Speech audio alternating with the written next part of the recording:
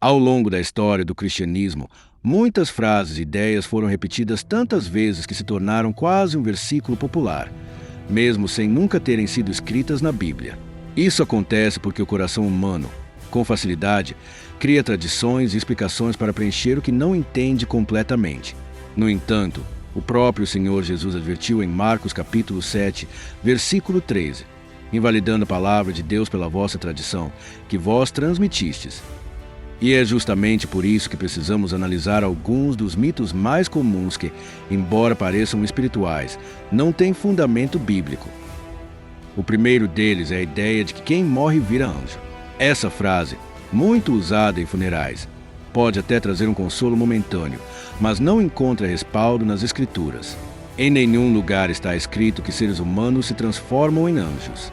Os anjos são criaturas distintas, criados por Deus desde o início, como diz Hebreus capítulo 1, versículo 14.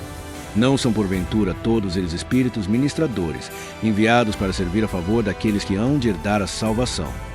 Ou seja, sua função é auxiliar os filhos de Deus, mas nunca foram humanos. A confusão acontece muitas vezes pela leitura superficial de Mateus capítulo 22, versículo 30, quando Jesus afirma que, na ressurreição, seremos como os anjos. Mas a semelhança é apenas no aspecto da vida eterna sem casamento, não em identidade ou essência. Mais ainda, Paulo ensina em 1 Coríntios capítulo 6, versículo 3, que os salvos julgarão os anjos. Portanto, se nos transformássemos em anjos, não teríamos essa autoridade. O plano de Deus para a humanidade é muito maior. Receberemos corpos glorificados, incorruptíveis, semelhantes ao de Cristo ressuscitado. Outro mito bastante popular é o de que Noé levou apenas um par de cada animal para a arca. A imagem mais comum em livros infantis e até em decorações é de uma pequena arca com girafas, elefantes e aves entrando de dois em dois. Mas essa não é toda a verdade bíblica. Em Gênesis capítulo 6, versículo 19, lemos: E de tudo que vive, de toda a carne, 2 de cada espécie tu farás entrar na arca, para o conservar em vida contigo, macho e fêmea serão. Porém, no capítulo seguinte, Deus especifica algo mais detalhado. Em Gênesis capítulo 7, versículo 2, ele ordena: De todo animal limpo tomarás para ti 7 pares, o macho e sua fêmea. Mas os animais que não são limpos, um par, o macho e sua fêmea. Isso significa que Noé levou 7 casais dos animais puros, pois seriam usados em sacrifícios após o dilúvio e, possivelmente, também como alimento. Deus já estava provendo antecipadamente, mostrando sua sabedoria em cada detalhe. O mito se mantém porque a versão simplificada, de apenas 2 de cada espécie, é mais fácil de lembrar e de ensinar às crianças, mas é incompleta. Aqui aprendemos que conhecer a palavra em profundidade nos ajuda a enxergar detalhes preciosos do cuidado divino. O terceiro mito é o de que Maria Madalena era prostituta. A Bíblia nunca atribui esse título a ela. O rótulo surgiu no século VI, quando o Papa Gregório I a confundiu com a mulher pecadora que ungiu os pés de Jesus. Mas o texto não afirma que se tratava dela. O que as Escrituras de fato revelam é que Jesus expulsou 7 demônios de Maria Madalena, segundo Lucas capítulo 8, versículo 2. Ela foi transformada, tornando-se uma discípula fiel, que esteve aos pés da cruz quando quase todos haviam fugido e que foi a primeira a testemunhar a ressurreição, conforme João capítulo 20, versículo 16. Reduzi-la a um estigma de prostituta é diminuir a grande obra que Deus realizou em sua vida. Esse mito nos ensina que muitas vezes julgamos e rotulamos pessoas pelo que ouvimos, e não pelo que a palavra realmente declara. Honrar Maria Madalena pela fidelidade e coragem é o caminho bíblico. Assim, logo no início, já percebemos um padrão. As tradições humanas distorcem o verdadeiro ensino bíblico, seja para romantizar a morte, simplificar histórias ou reforçar estigmas. Cabe a cada cristão buscar nas Escrituras a verdade, sem se deixar levar por frases feitas ou narrativas populares. Afinal, como disse Jesus em João capítulo 8, versículo 32, conhecereis a verdade, e a verdade vos libertará.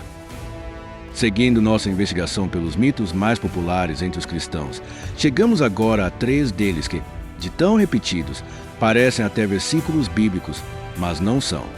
O primeiro é a frase: o dinheiro é a raiz de todos os males. Quem nunca ouviu alguém citar essa frase em uma conversa, em um sermão ou até em músicas? Mas, se formos à Escritura, veremos que não é isso que está escrito. Em 1 Timóteo capítulo 6, versículo 10, Paulo afirma: porque o amor ao dinheiro é a raiz de todos os males. E nessa cobiça alguns se desviaram da fé e se traspassaram a si mesmos com muitas dores. Veja a diferença. O problema não é o dinheiro em si, mas o coração apegado a ele. O dinheiro é uma ferramenta que pode ser usada tanto para o bem como para o mal. Há pessoas que, mesmo com pouco, vivem cheias de ganância, enquanto outras, tendo muito, são generosas, abençoadoras. Deus não condena o recurso em si, mas a idolatria que muitos constroem ao redor dele. A raiz do mal está no coração que transforma o dinheiro em um Deus. Essa distorção nos lembra de que a Bíblia deve ser citada com exatidão, porque um pequeno detalhe muda completamente o sentido. O segundo mito que analisamos é a ideia de que se algo ruim aconteceu, é porque faltou oração. Essa frase até soa espiritual, mas na prática gera um peso cruel sobre os ombros dos cristãos.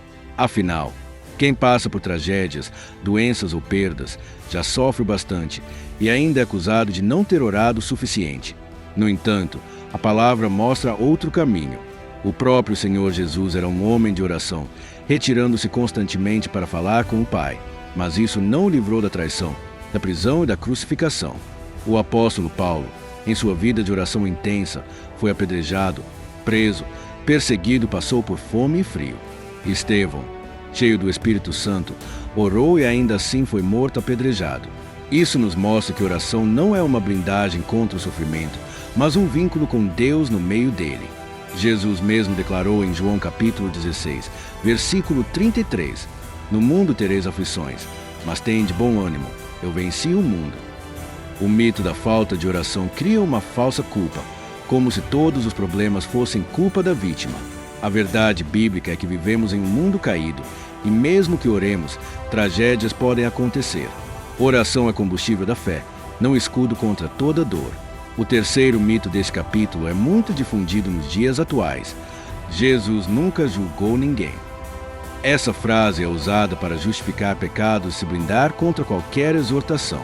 Muitos citam Mateus capítulo 7, versículo 1. Não julgueis, para que não sejais julgados, mas ignoram o contexto e todo o ensino de Cristo.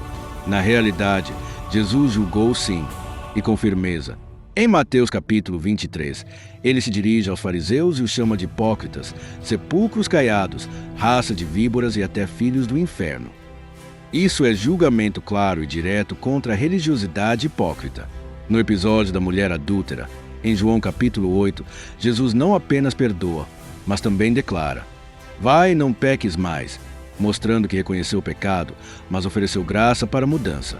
Além disso, em João capítulo 5, versículo 22, lemos: e o Pai a ninguém julga, mas deu ao Filho todo o juízo. Ou seja, Jesus é o juiz estabelecido por Deus.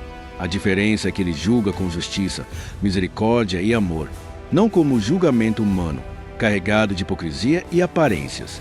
O mito de que Jesus nunca julgava é perigoso porque reduz Cristo a um mestre tolerante que nunca confronta, quando, na verdade, ele é Senhor, Rei e Juiz. Ele perdoa, mas também disciplina, corrige e transforma. Esses três mitos revelam como pequenas distorções podem alterar completamente a maneira como os cristãos interpretam a vida. Se acreditamos que dinheiro em si é mal, demonizamos uma ferramenta que pode ser usada para o bem. Se pensamos que a falta de oração é a causa de todo o mal, acabamos culpando vítimas e alimentando falsas culpas. E se afirmamos que Jesus nunca julgou, acabamos negando sua autoridade como Senhor.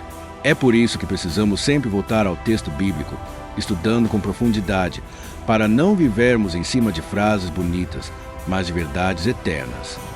Ao avançarmos em nossa caminhada pelos mitos mais difundidos entre os cristãos, entramos em um grupo de frases que parecem profundas e consoladoras, mas que, na verdade, escondem interpretações equivocadas da palavra de Deus. O sétimo mito é a frase: Deus não dá um fardo maior do que você pode suportar. Quantas vezes ouvimos isso em momentos de dor, mas, quando abrimos a Escritura, percebemos que essa frase não existe. A origem dessa ideia está em 1 Coríntios capítulo 10, versículo 13, onde Paulo diz: Não vos sobreveio tentação senão humana, mas fiel é Deus, que vos não deixará tentar acima do que podeis. Antes, com a tentação, dará também o escape, para que a possais suportar. Perceba, o versículo fala de asterisco, asterisco, tentação, asterisco, asterisco, não de sofrimento. O contexto é resistir ao pecado, não suportar tragédias. A Bíblia mostra claramente que muitos servos de Deus enfrentaram situações além de suas forças.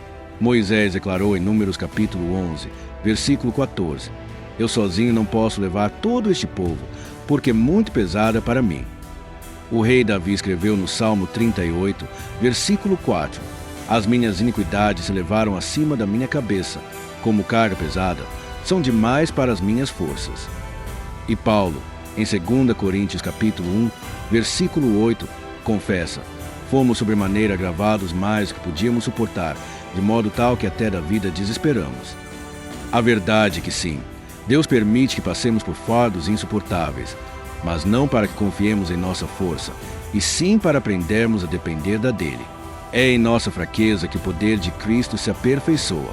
O próprio Jesus reafirma em Mateus capítulo 11, versículo 28: Vinde a mim todos os que estáis cansados, oprimidos, e eu vos aliviarei. O consolo não está na nossa capacidade, mas a presença de Cristo ao nosso lado. O oitavo mito é a ideia de que, onde 2 ou 3 estiverem reunidos, Deus está ali. Quantos cultos pequenos e reuniões de oração já usaram esse versículo como uma forma de se animar diante da baixa participação? Embora a intenção seja boa, o texto em Mateus capítulo 18, versículo 20, tem outro contexto. Jesus estava falando sobre disciplina na comunidade de fé. No versículo 15, ele orienta: Se o seu irmão pecar contra você, vai, a sós com ele, mostre-lhe o erro. Se ele o ouvir, você ganhou o seu irmão. Caso não haja arrependimento, a ordem é levar 1 ou 2 testemunhas, e só depois apresentar à igreja. O 2 ou 3 do versículo 20 refere-se a testemunhas no processo de correção de pecado, e não a uma condição mínima para a presença de Deus. Na verdade, a presença divina não depende de quantidade, porque o próprio Cristo prometeu em Mateus capítulo 28, versículo 20: E eis que eu estou convosco todos os dias, até a consumação dos séculos. Deus está presente quando um crente está sozinho orando em secreto, assim como quando milhares se reúnem em adoração.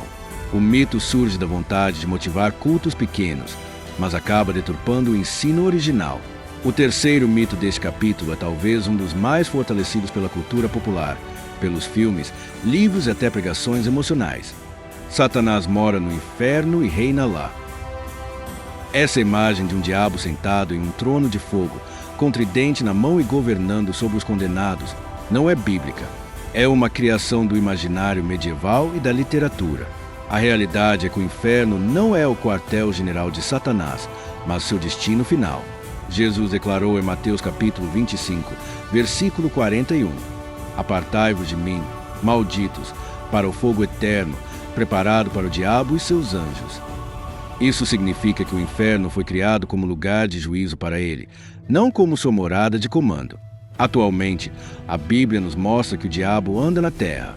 1 Pedro capítulo 5, versículo 8 afirma: Sede sóbrios, vigiai, porque o diabo, vosso adversário, anda em derredor, bramando como leão, buscando a quem possa tragar. Ele tem acesso espiritual, influencia sistemas, governa culturas, mas não possui um trono no inferno. Seu destino final está selado em Apocalipse capítulo 20, versículo 10. E o diabo, que os enganava, foi lançado no lago de fogo e enxofre, onde está a besta e o falso profeta, e de dia e de noite serão atormentados para todo sempre. Portanto, acreditar que Satanás reina no inferno é inverter completamente a revelação bíblica. Ele não é rei, mas réu. Não governa o castigo, mas será a vítima dele. Esses 3 mitos nos lembram da importância de ler o texto em seu contexto e de não absorver imagens que vêm de tradições ou do cinema. Deus não nos prometeu que conseguiríamos carregar todo o peso sozinhos, mas prometeu estar conosco para aliviar e sustentar. Ele não condicionou sua presença a um número mínimo de pessoas, mas garantiu estar presente em todo o tempo com seus filhos. E ele não entregou o inferno para Satanás como um reino, mas reservou como sentença final de condenação. Ao entender essas verdades, crescemos em maturidade e evitamos sermos enganados por meias verdades que são confortáveis, mas são perigosas. Chegamos agora ao último mito dessa série, talvez o mais popular de todos, porque ultrapassou os limites da religião e entrou para a cultura popular, para a literatura, para a arte e até para a tecnologia moderna. O mito de que o fruto proibido do Éden era uma maçã. Quem nunca viu ilustrações de Adão e Eva segurando uma maçã vermelha brilhante, símbolo universal do pecado? Quem nunca ouviu expressões como a maçã da discórdia ou a maçã do pecado? No entanto, se abrirmos a Bíblia em Gênesis capítulo 3, versículo 6, veremos que o texto apenas diz: "E vendo a mulher que aquela árvore era boa para se comer, agradável aos olhos, e árvore desejável para dar entendimento, tomou do seu fruto, e comeu, e deu também a seu marido, e ele comeu com ela." O texto não diz qual era o fruto. Não há qualquer referência a maçã, romã, figo, tâmara ou qualquer outra fruta específica.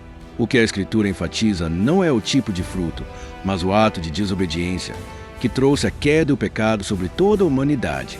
Mas de onde surgiu, então, a ideia da maçã? A origem desse mito remonta à tradução da Bíblia para o latim, conhecida como Vulgata. Em latim, a palavra malum pode significar tanto mal quanto maçã. Essa semelhança acabou alimentando uma associação simbólica, maçã igual pecado. Com o passar do tempo, artistas e escritores reforçaram essa ideia, e assim nasceu o mito que até hoje se mantém vivo no imaginário popular. Porém, ao aceitarmos essa versão, corremos o risco de reduzir uma das passagens mais profundas da Bíblia a um simples detalhe estético. O verdadeiro problema não estava no fruto, mas na escolha de Adão e Eva de desobedecer a Deus, de querer ser como Ele, conhecendo o bem e o mal. O pecado não entrou pela mordida em uma maçã, mas pela quebra da confiança e da obediência ao Criador. Esse mito nos ensina uma lição preciosa. Muitas vezes, os detalhes secundários ocupam mais espaço em nossa mente do que a mensagem central da Escritura. O mesmo acontece com os outros mitos que analisamos. O problema não é apenas a frase ou a imagem em si, mas a distração que elas geram em relação à verdade bíblica. Diante de tudo isso, a pergunta que fica é: como podemos evitar cair em tais mitos? A resposta está na própria Escritura. Em Atos capítulo 17, versículo 11, os bereanos são elogiados porque examinavam diariamente as Escrituras para ver se as coisas eram, de fato, assim. Esse é o exemplo que devemos seguir. Não basta aceitar o que ouvimos em pregações, músicas, redes sociais ou tradições familiares. É preciso conferir na palavra. A Bíblia é clara e suficiente para revelar a vontade de Deus, mas exige de nós dedicação, estudo e discernimento. O apóstolo Paulo escreveu em 2 Timóteo capítulo 3, versículos 16 e 17: "Toda a Escritura é divinamente inspirada e proveitosa para ensinar, para repreender, para corrigir, para instruir em justiça, para que o homem de Deus seja perfeito e perfeitamente instruído para toda boa obra." A fé cristã não se sustenta em provérbios populares, em tradições humanas ou em frases de efeito, mas na verdade revelada pelo Senhor. Jesus disse em João capítulo 8, versículo 32, "E conhecereis a verdade, e a verdade vos libertará." Que possamos, então, viver essa liberdade, não presos a mitos, mas firmados na palavra eterna que jamais passa.